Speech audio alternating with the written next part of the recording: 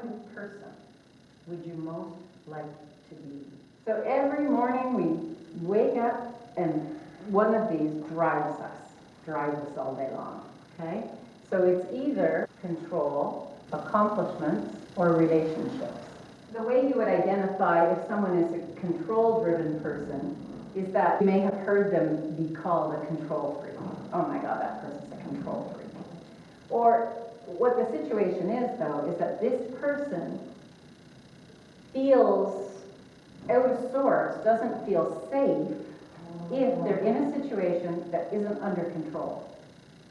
Okay, so it could be a situation that's cool, everything's fine, everybody's safe, everything's going well, but there are so many uncertainties to it.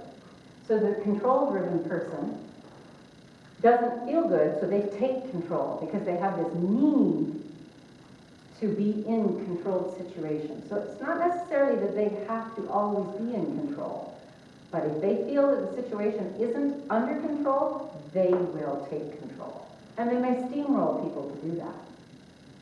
And then they get this label of being a control freak, where everybody else is saying, everything's fine, what's the big deal? So it's just because they need to be in situations that are under somebody's control all the time.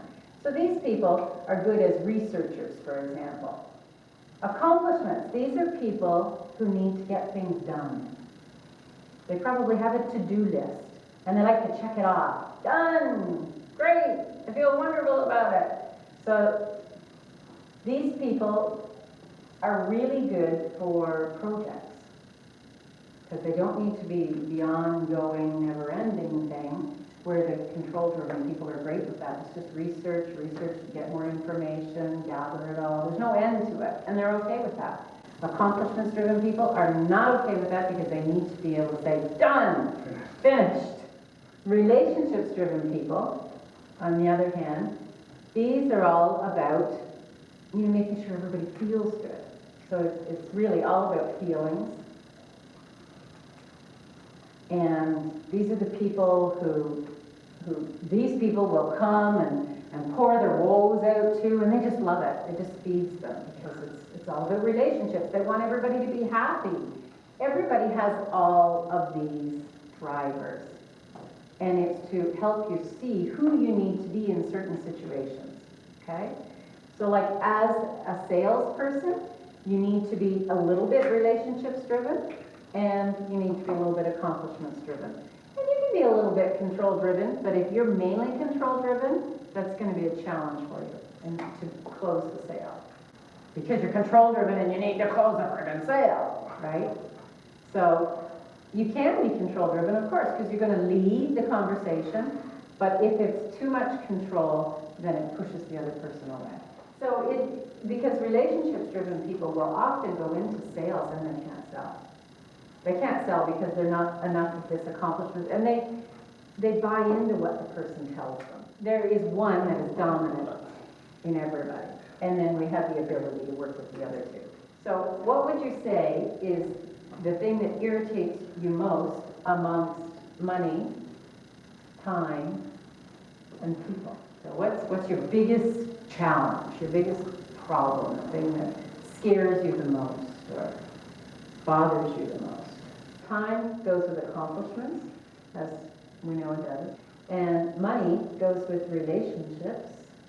Control-driven people just hate people. There's nothing wrong with it. There's nothing wrong with it at all. It's just that you have to understand that you sway more towards people drive me crazy. I just want to get this under control. Yeah. So you need to know that because you sway towards this, that when it comes to dealing with people, you have to put that on the back burner. So your most unmet need is love. You don't love yourself. So you just need to love yourself. And your most unmet need is praise.